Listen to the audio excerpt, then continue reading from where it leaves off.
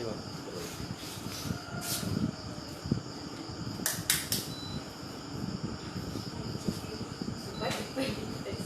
بالله من الشيطان الرجيم. بسم الله الرحمن الرحيم. السلام عليكم ورحمة الله وبركاته. وعليكم السلام. إن الحمد لله نحمده ونستعينه ونستغفره ونعوذ بالله من شرور أنفسنا من سيئات أعمالنا. من يهده الله فلا مضل له ومن يضلل فلا هادي له. أشهد أن لا إله إلا الله وحده لا شريك له وأشهد أن محمدا عبده ورسوله.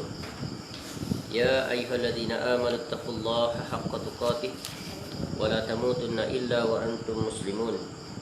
يا أيها الناس اتقوا ربكم الذي خلقكم من نفس واحدة وخلق منها زوجها وبث منهما رجالا كثيرا ونساء واتقوا الله الذي تساءلون به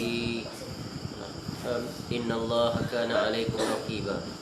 يا أيها الذين آمنوا اتقوا الله وقولوا قولا سديدا يصلح لكم أعمالكم ويغفر لكم ذنوبكم ومن يطع الله ورسوله فقد فاز فوزا عظيما. أما بعد فإن أصدق الحديث كتاب الله وخير الهدي هدي محمد صلى الله عليه وسلم وشر الأمور محدثاتها وكل محدثة بدعة وكل بدعة ضلالة وكل ضلالة في النار. Allahumma inna nas'aluka ilman nafi'ah. Ya Allah, kami mohon kepada Engkau ilmu yang bermanfaat, wa rizqan thayyibah, dan rezeki yang baik, wa amalan mutaqabbala, dan amal yang diterima. Alhamdulillah, kita bersyukur pada Allah Subhanahu wa taala. Allah masih lagi memberikan keizinan untuk kita kembali pada waktu pagi ini.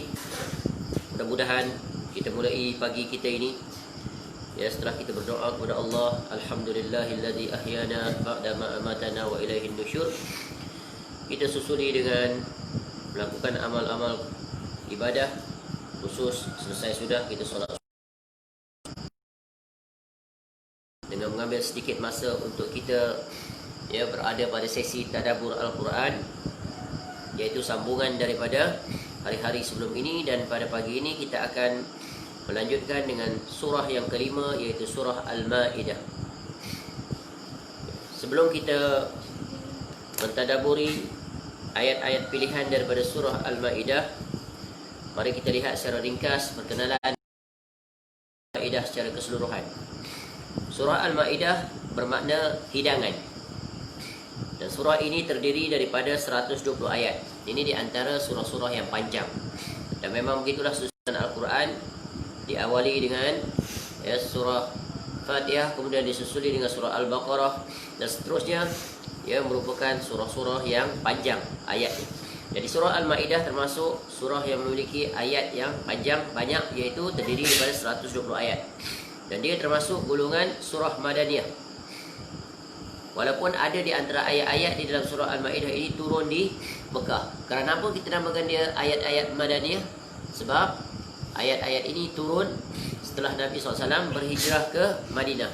Baik, sebab itu dinamakan surah Madaniyah.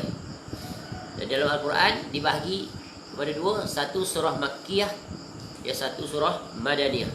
Jadi surah Al-Ma'idah termasuk di dalam surah Madaniyah, iaitu ketika mana Nabi SAW berhijrah ke Madinah dan di waktu Haji Wida. Ini di antara sebahagian ayat itu. Baik, surah ini dinamakan Al-Ma'idah, yakni hidangan, kerana mengandungi kisah tentang pengikut-pengikut setia Nabi Isa alaihissalam, yang mana mereka alaihissalam agar Allah Ta'ala menurunkan untuk mereka Al-Ma'idah, iaitu hidangan makanan dari langit, sebagaimana yang disebut dalam ayat 112. Dan dinamakan juga dengan Al-Uqud, iaitu perjanjian, kerana kata yang berkaitan dengan Al-Uqud itu terdapat pada ayat pertama surah ini. Allah Ta'ala berfirman, ya ayyuhalladzina amanu awfu bil uqud. Ini sempena ayat yang pertama juga dinamakan surah Al-Ma'idah ni dengan Al-Uqud, perjanjian. Di mana Allah Ta'ala memerintahkan agar hamba-hambanya memenuhi janji setia mereka terhadap Allah dan perjanjian-perjanjian yang mereka buat sesamanya. Dinamakan juga Al-Munqidh, yakni yang menyelamatkan, kerana akhir surah ini mengatakan Isa selamat pengikut dari azab Allah Subhanahu wa taala. Jadi itu gambaran umum tentang keseluruhan ya apa yang disampaikan di dalam surah Al-Maidah. Baik. Mari kita lihat ayat yang akan kita tadabbur pada pagi ini.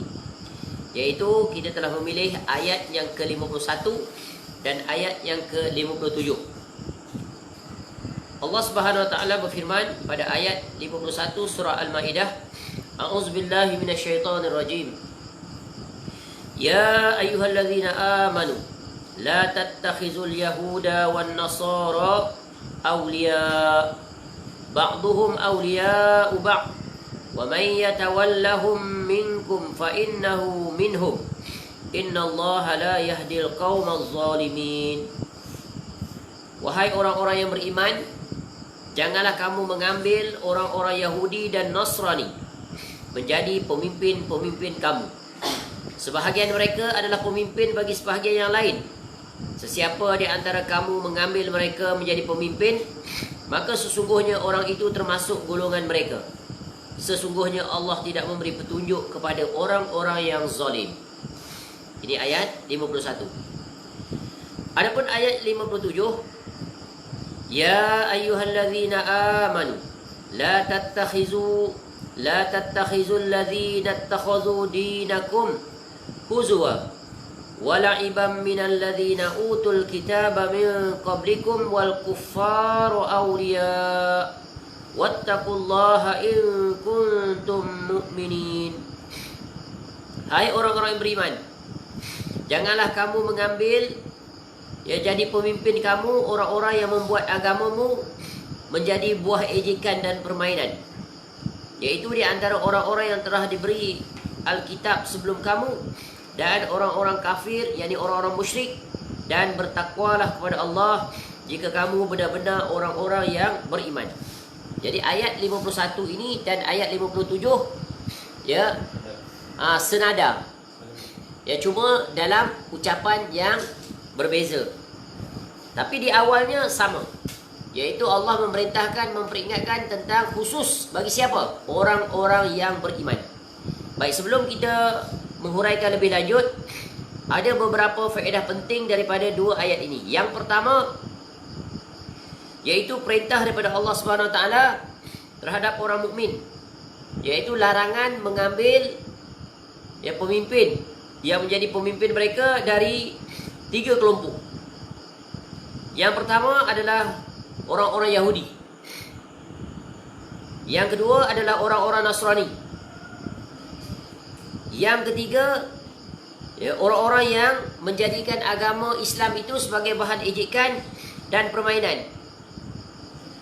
Barangkali boleh ditambah yang keempat, yaitu orang-orang musyrik selain daripada Yahudi dan Nasara.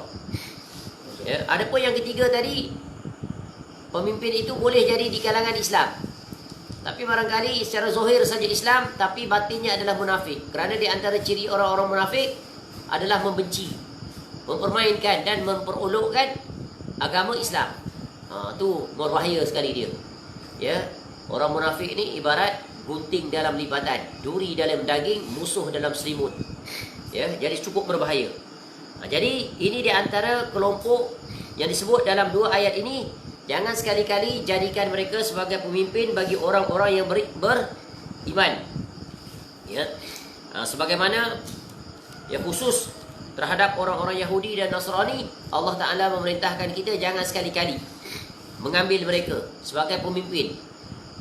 Kerana apa? Kerana mereka adalah musuh-musuh Allah Ta'ala yang paling terkedepan. Sebagaimana Allah Ta'ala sebut tentang sikap orang Yahudi dan Nasara ini dengan jelas sekali di dalam surah Al-Baqarah ayat 120. Allah larang kita dan terangkan kenapa kita tidak boleh mengambil orang-orang Yahudi dan Nasara sebagai pemimpin. Allah Ta'ala sebut dalam surah Al-Baqarah ayat 120, walan tardha ankal yahudu walan nasara hatta tattabi'a millatahum qul inna hudallahi huwal huda wa la in ittaba'ta ahwa'ahum ba'da alladhi ja'aka minal ilmi ma laka minallahi min waliyyin wala nasir. Orang-orang Yahudi dan Nasrani tidak akan senang, tidak akan redha kepada kamu sehingga kamu mengikuti agama mereka. Katakanlah sesungguhnya petunjuk Allah itulah petunjuk yang sebenarnya. Dan sesungguhnya jika kamu mengikuti kemahuan mereka setelah pengetahuan datang kepadamu, maka Allah tidak lagi menjadi pelindung dan penolong bagimu. Jadi ini ayat penegasan. Ya, sebab kenapa Yahudi dan Nasrani itu ya tidak boleh dijadikan pemimpin. Ya, dijadikan rekan dekat, best friend. Sebab apa? Sebab mereka itu ciri khasnya adalah tak akan sekali-kali ya redha kepada umat Islam. Selama mana umat Islam tidak mengikuti jejak langkah ya dari sudut akidah, kehidupan dan sebagainya, cara hidup, ya mereka akan cuba memalingkan agar mengikuti cara hidup mereka. Dan itulah yang berlaku di lapangan. Ya. Umat Islam ya mengikuti cara hidup mereka. Cara berpakaian, cara berpenampilan, ya hiburan, ya keduniaan dan banyak lagi telah dipengaruhi oleh gaya hidup orang-orang kafir, khususnya Yahudi dan Nasrani. Baik. Jadi dua ayat ini iaitu faedah yang pentingnya adalah perintah Allah agar jangan sekali-kali mengambil empat kelompok ini menjadi pemimpin. Ya, pemimpin dari setinggi-tinggi pemimpin dalam sebuah negara sampai serendah-rendah pemimpin. Itu yang pertama. Yang kedua adalah ya, di mana daripada ayat ini kita boleh ambil kesimpulan. Kerana apa? Kerana Yahudi, Nasara dan sebagainya, mereka di antara satu sama lain saling bantu-membantu. Walaupun barangkali mereka bermusuhan sesama mereka, tetapi apabila berhadapan dengan umat Islam, mereka bersatu hati. Ya, kerana Islam adalah musuh mereka, musuh bersama. Ya, walaupun mereka kelihatannya secara zahir itu baik, hebat, pandai dalam menguruskan, ya, pandai dalam ilmu pengurusan, pandai memimpin, tetapi mereka seperti kata tadi, ya, mereka mencari jalan. Bila mereka memiliki kesempatan, mereka pasti akan ya menghapuskan atau ya menghina atau melakukan tindakan-tindakan ya terhadap umat Islam. Ini boleh kita lihat daripada sejarah. Ya, bagaimana orang-orang Yahudi yang membuat perjanjian dengan Nabi sallallahu alaihi wasallam di bumi Madinah, ketika mereka memiliki kekuatan, ya mereka membuat makar. Ya, mereka mengkhianati perjanjian dengan Nabi SAW. Mereka berkompromi dengan orang-orang kafir musyrikin untuk yang menyerang ya Nabi SAW dan para sahabat. Nah, itu tengok ciri mereka. Dah buat perjanjian pun mereka khianati. Ya, dan sikap orang Yahudi dan Nasrani ini sama sepanjang zaman sampai hari kiamat. Ya, baik. Sebab itu pernah berlaku di mana ya sebagaimana yang disebut oleh Al-Imam Ibn Kathir rahimahullah ketika menafsirkan ayat ya 51 ini. Ya, dan mendatangkan satu riwayat daripada Ibnu Abi Hatim ya dari Simak bin Hab dari Iyad bahawa Umar radhiyallahu an ya ketika itu Umar radhiyallahu an menjadi khalifah Islam, pernah memerintahkan kepada Abu Musa Al-Asy'ari untuk ya mencatat buat rekod, iaitu pemasukan dan pengeluaran dalam sebuah lembar kulit yang sudah disamak, buat rekod ya barang masuk barang keluar, barangkali dalam gudang dan sebagainya, makanan atau seumpamanya. Dan ketika itu ia mempunyai seorang ya sekretari pencatat, pembantu beragama Nasrani. Ia kemudian memberikan laporan pada Umar. Abu Musa Al-Asy'ari radhiyallahu anhu dia menggunakan khidmat seorang Nasrani untuk buat catatan itu. Ya, buat rekod. Kemudian dia memberikan laporan pada Umar radhiyallahu anhu. Umar radhiyallahu anhu pun kagum dengan kerja buat hasil daripada laporan itu, catatan itu. Dia berkata, laki-laki ini benar-benar sangat teliti. Bagus kerjanya. Apakah kamu dapat membacakan untuk kami sebuah surat yang datang daripada Syam di masjid? Ya. Lalu Abu Musa radhiyallahu anhu menjawab, dia tidak dapat masuk masjid. Maknanya panggil orang tu untuk bacakan surat ini. Ya, lalu Umar radhiyallahu anhu perintahkan datangkan lelaki itu. Lalu Abu Musa radhiyallahu anhu menjawab, ia tidak dapat masuk masjid sebab ketika itu mereka berada dalam masjid. Ya, lalu Umar bertanya, kenapa dia tak boleh masuk masjid? Adakah dia sedang junub? Maksudnya orang perempuan kan, junub tak boleh masuk masjid. Ya, Abu Musa radhiyallahu anhu menjawab, tidak, tetapi dia seorang Nasrani, orang Kristian, tak boleh masuk masjid. Ya, Umar pun bentak dan memukul pahaku sambil mengatakan, keluarkan dia. Rupanya Umar tak tahu bahawa sekretari yang dilantik oleh ya, Abu Musa al-Asy'ari radhiyallahu anhu itu adalah seorang Nasrani. Lalu Umar marah. Ya, katakanlah, ya, keluarkan dia. Ya, maknanya Umar radhiyallahu anhu tidak mahu orang tersebut. Lalu Umar membacakan ayat tadi, ya ayyuhallazina amanu la tattakhizul yahuda wan nasara awliya. Ini tengok contoh penerapan. Dan penerapan ini berlaku bila umat Islam memiliki kekuasaan.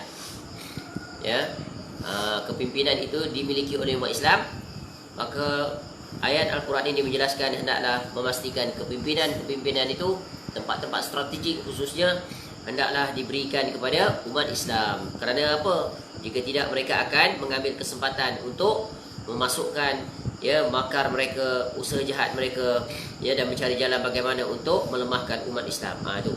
Baik, kemudian faedah daripada ayat ini juga adalah, iaitu, ya, barang siapa yang mengambil pemimpin-pemimpin yang dilarang oleh Allah Ta'ala menerusi ayat ini, maka mereka akan termasuk dalam golongan mereka.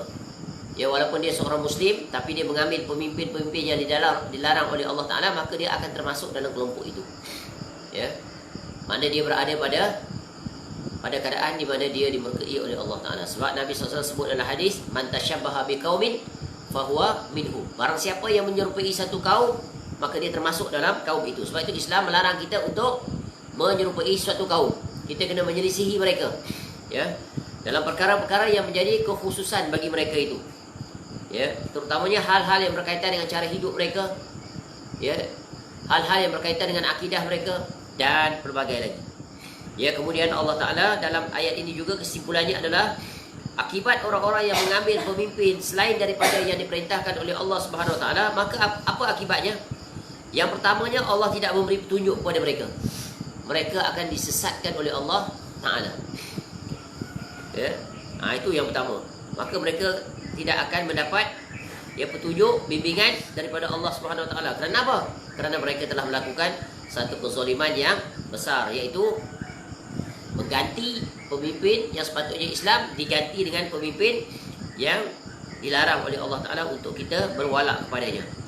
Kemudian faedah yang seterusnya adalah ayat ini memerintahkan supaya, ya, bertakwa kepada Allah. Bertakwa dalam urusan apa? Dalam urusan pemimpin. Jadi kesimpulan keseluruhan ayat ini adalah tentang pemerintahan umat Islam dalam sebuah negara Islam. Maka hendaklah kita memperhatikan meletakkan pemimpin yang telah ditetapkan oleh syariat. Baik. Kemudian penjelasan seterusnya dari kedua ayat ini, ia menatijahkan satu kaedah yang sangat penting dalam Islam, iaitu yang berkaitan dengan manifestasi ataupun perwujudan makna dan pemahaman terhadap kalimat tauhid, iaitu kalimah la ilaha illallah. Ya, ayat 2 ni sangat berkaitan dengan kalimah la ilaha illallah, iaitu ayat yang, ya, menunjukkan bahawa ada satu prinsip penting, iaitu prinsip yang dinamakan al-wala wal bara, iaitu prinsip, ya, ketaatan dan berlepas diri, cinta dan benci. Ya, tu, cinta dan benci, taat dan berlepas diri. Apa maksud dia? Iaitu seorang Muslim hendaklah dia menegakkan dan menerapkan prinsip ini di dalam kehidupan, daripada setinggi-tinggi, iaitu dalam bentuk pemerintahan sampai kepada bentuk individu. Ya, dan ini adalah maksud daripada kalimah la ilaha illallah. Ya, la ilaha illallah, iaitu yang berkaitan bagaimana seorang hamba itu, seorang Muslim, hendaklah dia meletakkan kecintaan dan kebencian dia, ya, tak lain dan tak bukan kerana Allah Subhanahu Wa Ta'ala. Baik. Jadi di dalam Islam telah dijelaskan tentang konsep al-wala wal bara. Al-wala, ya, secara mudahnya menurut bahasa, di antara maknanya adalah tentang sikap seorang Muslim dari sudut kecintaan, memberi pertolongan, mengikut atau kedekatan dengan sesuatu. Ya. Maksudnya apa dia? Iaitu mengandung erti persahabatan. Lawan dia pula adalah al-mu'adah, yakni perseteruan atau permusuhan. Jadi, ya, al-wala menurut syarak adalah kesesuaian seorang hamba dengan apa yang dicintai dan diredai Rabbnya, baik dalam perkataan, perbuatan, keyakinan dan zat-zat tertentu. Maksudnya apa? seseorang itu akan memberikan kecintaan sepenuhnya kepada sesama muslim. Ya. Memberikan ketaatan kepada pemimpin di kalangan umat Islam. Dan berlepas diri daripada musuh-musuh Islam. Itu maksud dia. Adapun al-bara adalah ya, membersihkan atau berlepas diri, membebaskan diri, ya, dan ya, menjadikan musuh itu sebagai musuh.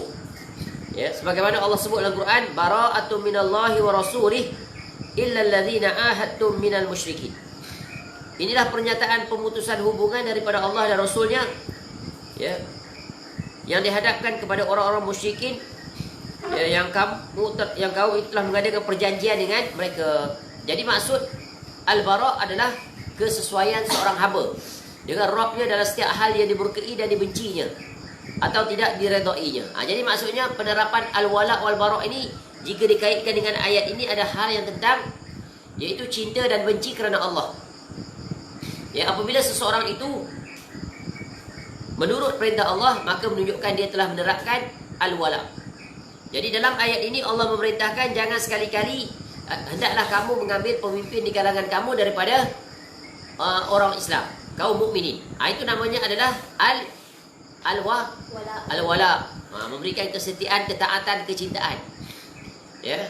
Kemudian dalam ayat ini juga menjelaskan bahawa kita dilarang untuk mengambil orang-orang Yahudi, Nasara, orang musyrik dan orang-orang yang benci Islam. Itu namanya apa? Al-bara, berlepas diri. Jangan sekali-kali bersekongkol, bersekutu dengan mereka itu. Ya, setelah kita mengetahui tentang mereka itu termasuk dalam salah satu daripada kelompok ini. Itu maksud dia al-wala wal-bara. Ya. Dan pentingnya memahami tentang kedudukan akidah al-wala wal-bara ini dalam syariat Islam. Di antaranya adalah al-wala wal-bara ini merupakan bahagian daripada syahadah, sebagaimana yang telah disebut tadi. Ya. Syahadah tu nafi dan isbat, iaitu menetapkan dan menolak. Ya, di dalam terkandunglah bab al-wala wal-bara. Kemudian yang kedua, al-wala wal-bara merupakan salah satu syarat iman. Sebab itu Allah Ta'ala perintahkan kepada orang yang beriman. Ya. Sebagaimana di dalam ayat surah Al-Ma'idah ayat 80 hingga 81, Allah Ta'ala berfirman, Tara kathiran minhum yatawallaw alladhina kafaru labi'sa ma qaddamat lahum anfusuhum an sakhitallahu alaihim wa fil adzabihum khalidun walau kanu yu'minuna billahi wan nabiyyi wa ma unzila ilaihi mattakhazuhum awliya'a walakinna kathiran minhum fasikun. Kamu melihat banyak di antara mereka tolong-menolong dengan orang kafir musyrik. Sungguh sangat buruk apa yang mereka lakukan untuk diri mereka sendiri, iaitu kemurkaan Allah, dan mereka akan kekal di dalam azab. Dan sekiranya mereka beriman kepada Allah, kepada Nabi Muhammad SAW, dan kepada apa yang diturunkan kepadanya, nescaya mereka tidak akan menjadikan orang-orang musyrik itu sebagai teman setia. Tetapi banyak di antara mereka orang-orang yang fasik. Ayat ini menunjukkan ya tidak akan bersatu di antara iman dengan mengambil orang-orang musyrik sebagai penolong. Ya. Sebab itu dalam hadis Nabi SAW menyebutkan tentang akidah al-wala wal-bara ini merupakan tali pengikat iman yang terkuat. Awsaqu qural iman al-hubbu fillah wal-bughdhu fillah. Tali yang paling kuat untuk mengikat iman adalah cinta kerana Allah dan benci kerana Allah. Ini ya, sebab orang muslim, orang mukmin itu sesama mukmin, mereka saling bantu membantu, saling sokong menyokong, ya, saling cinta menyintai. Ya, ini adalah kekuatan umat Islam. Apabila ya kasih, ya kecintaan itu diberikan selain pada sesama muslim, maka umat Islam akan hilang kekuatan, bahkan akan mewujudkan permusuhan. Ya, kepuncaknya akan mewujudkan perpecahan di kalangan umat Islam. Itulah yang berlaku sekarang. Di mana umat Islam ada di antara mereka bersepakat dengan musuh-musuh Islam dalam ya memerangi umat Islam. Sebab itu ayat 51 dan 57 ni ya wajib menjadi renungan ya bagi setiap umat Islam agar mereka memahami ya perintah Allah Taala, agar mereka ya berpegang teguh dengannya, iaitu menegakkan prinsip al-wala wal bara dari sudut kepimpinan sampailah yang berkaitan dengan kepentingan umat Islam.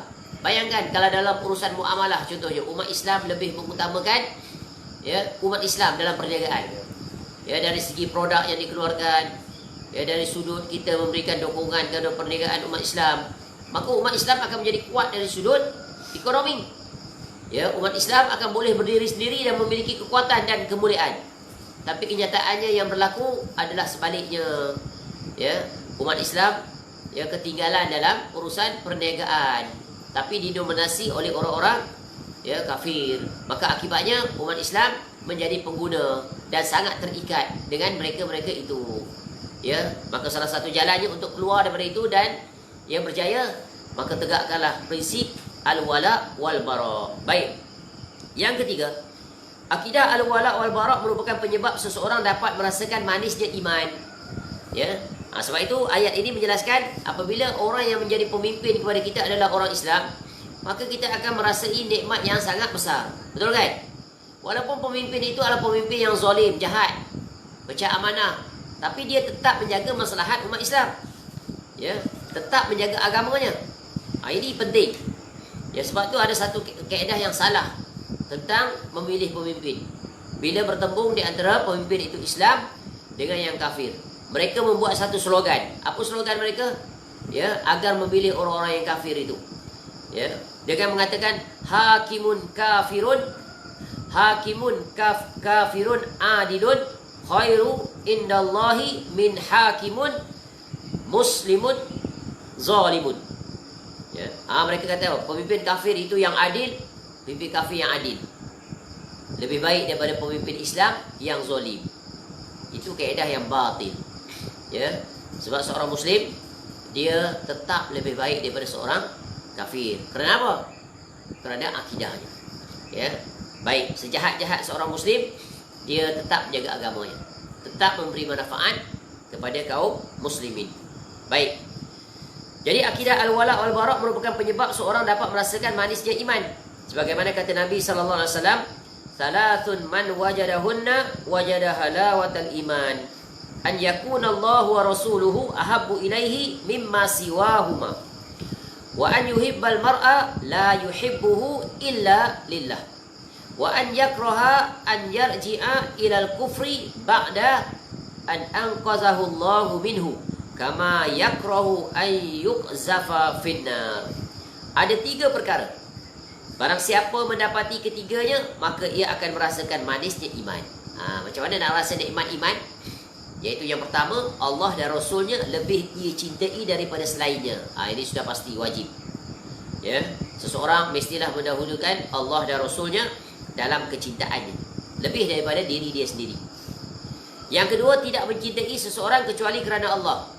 Ini hanya akan terwujud sesama Muslim. Betul kan? Kita mencintai sesama Muslim kerana Allah, bukan kerana kedudukannya, kekayaannya, bukan, tetapi kerana Allah. Yang ketiga, dia benci kembali kepada kekufuran setelah diselamatkan oleh Allah, seperti kebenciannya apabila dilemparkan kepada api. Jadi ini adalah kepentingan tentang al-wala wal bara, kerana ia adalah hal yang berkaitan dengan seseorang itu mendapat kenikmatan, kemanisan iman. Ini di antara kepentingan kenapa kita wajib menegakkan tentang akidah al-wala wal bara, iaitu bersama dengan kaum mukminin dan berlepas diri daripada orang-orang yang memusuhi Islam. Dan kita lihat bagaimana Nabi SAW ketika berada di bumi Mekah, ketika berada di bumi Madinah, yang menegakkan perkara ini.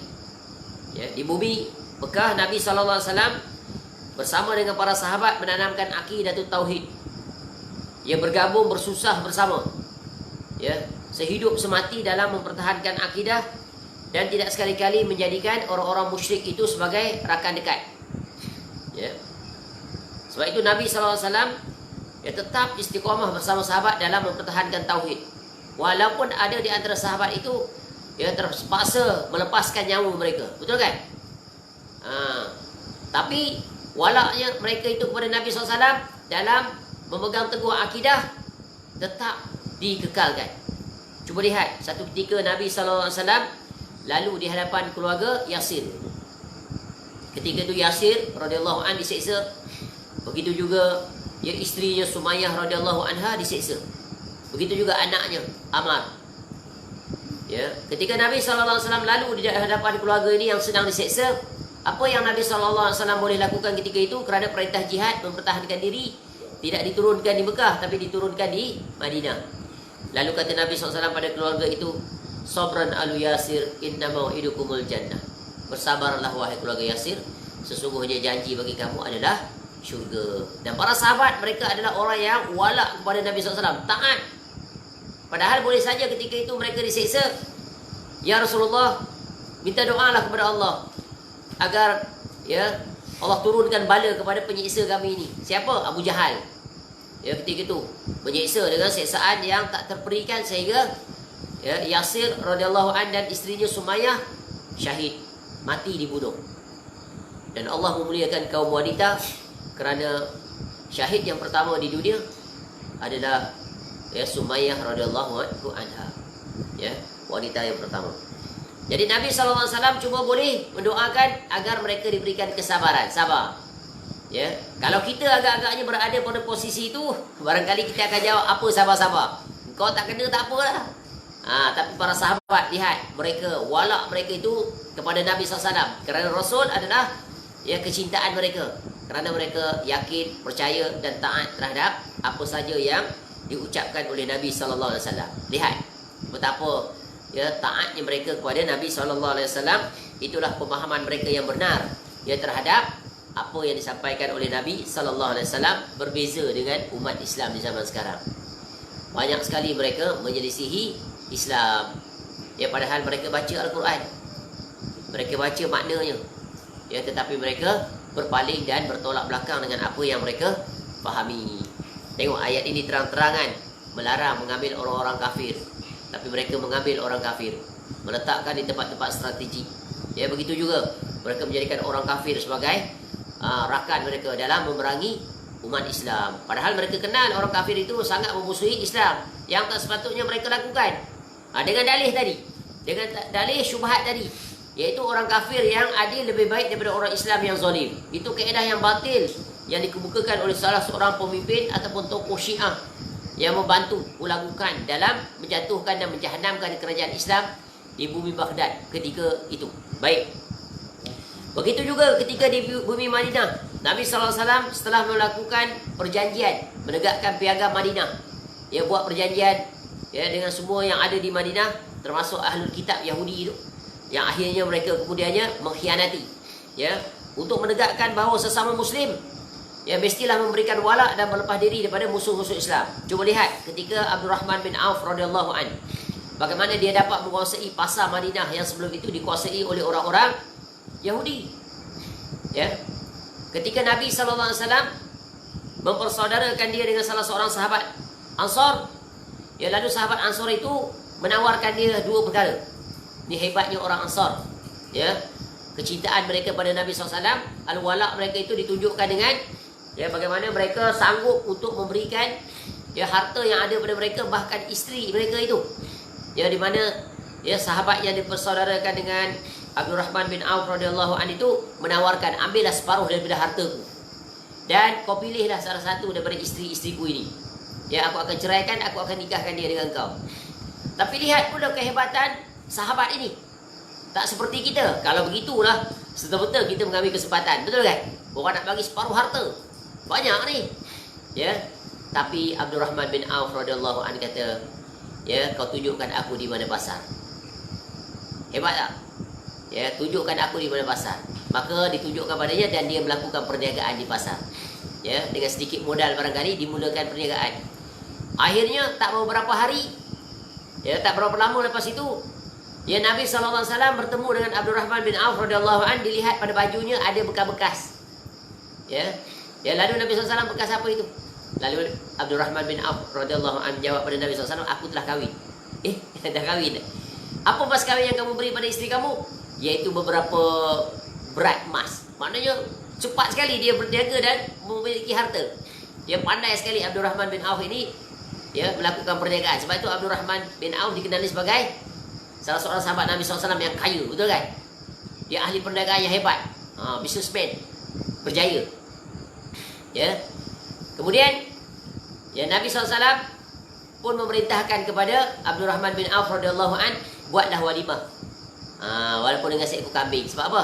Sunnah untuk istiharkan perkahwinan. Sebab Nabi SAW tanya baru tahu punya dah kahwin dah dia. Ya.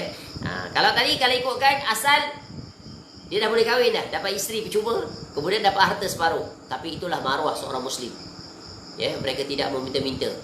Ya, kecuali tersangat darurat. Sebab Abdul Rahman bin Auf radhiyallahu anhu dia pandai dalam perniagaan.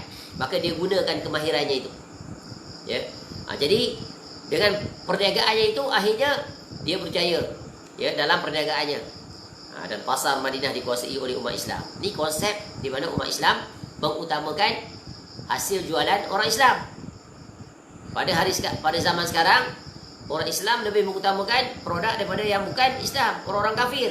Maka kayalah mereka sekaya-kayanya. Cuba umat Islam saling bantu-membantu, ya, membangunkan ekonomi umat Islam. Maka umat Islam pasti akan menjadi umat yang hebat, kuat, digeruni, ditakuti dan dihormati. Baik, itu sekadar contoh bagaimana ya penerapan al-wala wal bara ya yang ditunjukkan dan dicontohkan oleh Nabi sallallahu alaihi wasallam. Ya, baik. Adapun dalam urusan dunia contohnya ya ada perincian-perincian yang berkaitan dengan muamalah sesama orang ya di antara umat Islam dengan orang kafir ya tentang bagaimana ya boleh tak seseorang itu ya keluar ke negara, melancong ke negara-negara orang kafir. Itu semuanya termasuk dalam ya cakupan al-wala wal bara. Sehingga para ulama sangat memperinci bab ini. Ya contoh, hukum mengadakan perjalanan dan bermukim di negeri orang kafir boleh atau tidak? Ya. Dan para ulama menyebutkan yang dibolehkan ada dalam 3 keadaan. Kita pergi melancong-melancong ni contoh. Ya. Kalau perjalanan itu dan bermukim itu dalam rangka untuk berdakwah dan disertai rasa aman dalam menjalankan agama dan mampu untuk melakukan syariat Islam dengan terang-terangan tanpa ada tentangan, maka dia diharuskan untuk melakukannya. Dan ini yang banyak berlaku, betul kan? Orang-orang Islam yang berhijrah ke negara barat, ya, sama ada akibat tekanan yang dihadapi di negaranya sendiri, ya, atau lain-lain sebab, lalu mereka mencari tempat lain dan mereka pergi ke negara-negara barat. Dan di sana, ya, mereka mula berdakwah pada orang-orang di negeri tersebut. Dan sekarang kita lihat bagaimana makin hari, setiap hari ramainya orang-orang kafir di barat memeluk Islam dengan melihat ya kepada ajaran yang mereka sampaikan dan akhlak yang mereka tunjukkan. Maka Islam berkembang. Ya. Ini dalam tujuan seperti ini, maka itu adalah dibenarkan. Kemudian perjalanan untuk tujuan perniagaan. Itu juga bergantung pada syarat tadi. Jika dia pergi untuk melakukan perniagaan dan dia masih dapat melaksanakan ya ketaatannya kepada Allah dan tidak memberikan kesan terhadap agamanya, maka dia diharuskan. Ya, tapi mestilah pada masa yang sama dia membawa misi untuk berdakwah. Sebagaimana dulu Islam datang ke Nusantara. Ya, Islam datang ke Nusantara bukan menerusi peperangan. Datang menerusi perniagaan. Dulu Nusantara ni ya rata-ratanya orang beragama Hindu ataupun animism, percaya pada alam ni. Maka saudara-saudara Islam itu yang datang daripada arah timur, Timur Tengah, sama ada daripada India, daripada Yaman, ataupun daripada Jazirah Arab, ya, ataupun dari China. Sebab Islam lebih awal masuk ya ke China berbanding dengan tanah Melayu. Lalu di samping mereka berniaga, mereka juga berdakwah dengan hikmah. Maka berbondong-bondonglah ya orang Melayu yang asal waktu itu beragama ya selain daripada Islam, orang-orang kafir ketika itu. Akhirnya mereka menjadi Islamlah seluruhnya. Ya, sampai sekarang. Inilah berkat jasa bagaimana mereka berdakwah. Sebab itu senjata yang paling ampuh ya untuk mengajak manusia kepada Islam adalah menerusi dakwah. Sebab itu kita kena berdakwah. Dan berdakwah ni pelbagai cara. Ya, sama ada menerusi berjumpa dengan seseorang, ya, ataupun kita menyampaikan kuliah. Banyak jalannya. Dan setiap orang berperanan untuk melaksanakan tugas yang satu ini. Ya, sebab itu Nabi SAW memerintahkan kepada setiap kita umat Islam, setiap Muslim, dengan ucapan balighu anni walau ayah.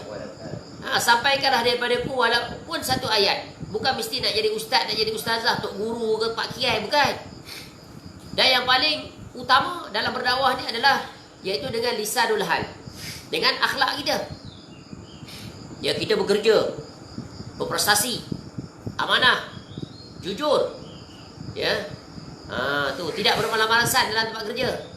Jadi orang melihat, oh inilah contohnya seorang Muslim berprestasi, walaupun Ramadan tetap bersemangat dia bekerja, ya. Kemudian dia mesti juga menyampaikan, mengajak, ya, kepada rakan kerjanya, let us be Muslim. Ya, sekurang-kurangnya sekali dalam kehidupan pejabat itu, ya, kawan di pejabat dah 20 tahun dah, pergi makan sama, ya, mesyuarat sama, pergi kursus sama, tapi tak pernah pun kata walaupun sepotong ayat, jadilah seorang Muslim. Bukan ikut saya, jadi seorang Muslim. Ya, kerana dengan Islam kamu akan selamat di dunia dan di akhirat. Dengan Muslim, ya, kerana Islam adalah agama yang benar, mengajar kebaikan. Ya, ini buku saya ada satu. Let us be Muslim, baca. Cukuplah, betul kan? Nak dakwah banyak-banyak tak pandai. You read this book, baca buku ni. Bagi dia Quran terjemahan. Betapa banyak orang, ya, orang-orang kafir masuk Islam dengan hadiah, dengan Quran. Ya, beli Quran bagi kat dia terjemahan. Dah banyak sekarang terjemahan dalam bahasa Inggeris, dalam bahasa Cina, bahasa Tamil, macam-macam bahasa dunia. Dia buka, dia baca. Sebab itu dia baca Quran, akhirnya dia tertarik dengan Islam, betul kan? Dia nampak kebenaran. Jadi hidayah tu boleh datang dalam pelbagai cara. Contoh, dia datang ke negara kita, dia tiba-tiba menghadapi masalah, tak boleh balik negara dia, COVID-19. Duit pun dah tak ada dah. Kita jumpa dia di tepi jalan. I'm hungry, I don't have any money, I cannot go back to my country. So what you have to do? Bawa dia, meh, saya bantu. Ya, apa yang boleh saya bantu anda? Kalau dia kata suruh bawa dia ke kedutaan, kita bawa. Kalau dia suruh bawa ke balai polis, kita bawa. Ya, ataupun kita bawa rumah kita dulu. Okay, just come to my house. Kita layan dia dengan baik, bagi makan, betul kan? Bagi makan kat dia dan sebagainya. Kemudian barangkali kita kena hantar dia lah ke kedutaan dia. Kemudian kita, sebab tu di rumah kita ni, kita kena ada buku-buku untuk dihadiahkan pada tetamu yang datang.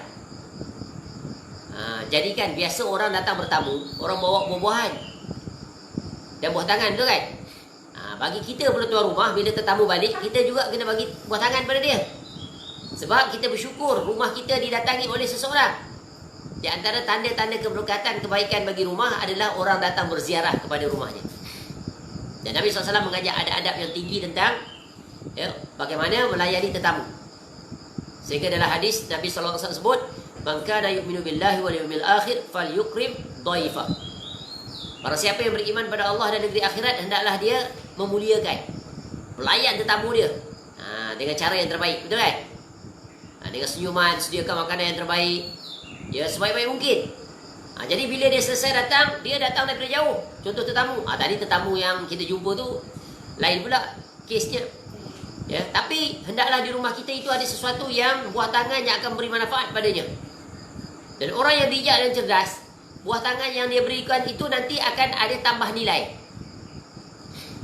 Kalau sekadar bagi buah balik, bagi nasi ke, bagi pisang ke, bagi keladi ke, bagi ayam ke, sebab dia di kampung, dia macam-macam ada, ya, itu tak memadai. Itu biasa saja buah tangannya. Kita bagi yang luar biasa, iaitu kita bagi sesuatu yang bermanfaat untuk kita, bukan di dunia saja, tapi di negeri akhirat, bahkan bermanfaat untuk dia. Apa dia? Hadiahkan buku-buku, betul kan? Beli buku-buku kecil, buku-buku kecil macam ni kan, beli banyak-banyak letak kat rumah. Zikir pagi petang ke, buku tentang saya seorang Muslim, kewajipan berpegang teguh dengan Quran dan Sunnah, ataupun buku bahasa Inggeris, let us be Muslim. Bila dia datang, kita bagi seorang satu. Nampak? Jadi orang tengok uniknya. Tak pernah saya pergi rumah orang dapat hadiah buku. Inilah seumur hidup kita. Sampai dia terkejut. Ya, untuk apa buku ni jual ke? Tak, ambil saja. Sebab biasa tengok buku-buku ni mahal ni, tebal ni mau RM20, RM30. Tak apa. Jadi kita jadikan, ya, iaitu amalan yang mendatangkan faedah. Di samping kita bagi buah tangan, keropok ke, apa-apa saja, kita sertakan juga dengan buku-buku, ya, buku-buku kecil berbentuk poket ataupun buku-buku besar. Contohnya 1001 amalan sunnah, bagi kat dia. Nanti bila dia balik atau sambil duduk di atas kereta, dia baca, betul kan? Dengan asbab itu dia dapat hidayah. Dan biasanya cara itu adalah cara yang terbaik. Cara mudah tapi kesannya besar. Baik. Jadi rasanya cukup dulu di situ. ya tentang dua ayat ini, iaitu penegasan tentang kewajipan umat Islam, iaitu mengambil pemimpin di kalangan mereka dari kalangan orang-orang Islam, orang-orang beriman, ya, dan larangan untuk mengambil ya orang-orang Yahudi, Nasara, orang-orang musyrik, ya, dan orang-orang yang membenci Islam. Kenapa? Apabila mereka dilantik, mereka akan membahayakan kepada umat Islam, kerana mereka juga memiliki agenda mereka yang tersendiri. Adapun dari sudut muamalah, berkawan dengan mereka sebagai rakan pejabat dan sebagainya, maka itu adalah ya diharuskan. Sebab apa? Sebab itu adalah berkaitan dengan hubungan sesama manusia. Itu tidak ada masalah. Bekerja di pejabat, mereka ada kawan kita, ya, maka kita tunjukkan akhlak yang baik kepada mereka. Tapi bila melibatkan bab akidah, ya, maka tidak ada kompromi. Tak boleh sekali-kali kita mengikuti mereka. Contoh, mereka mengajak kita pergi gereja ni. Hari Ahad, jom ikut kita pergi gereja. Tengok macam mana kita beribadat kepada Tuhan kita. Tak boleh. Iaitu al-bara', kena berlepas diri. Ya. Tu. Macam kita buat ucapan-ucapan. Ya. Ucapan happy apa? Merry Christmas, tak boleh, sebab itu berkaitan dengan akidah. Ya, para ulama kita larang, dan Nabi SAW pun larang memberikan ucapan-ucapan.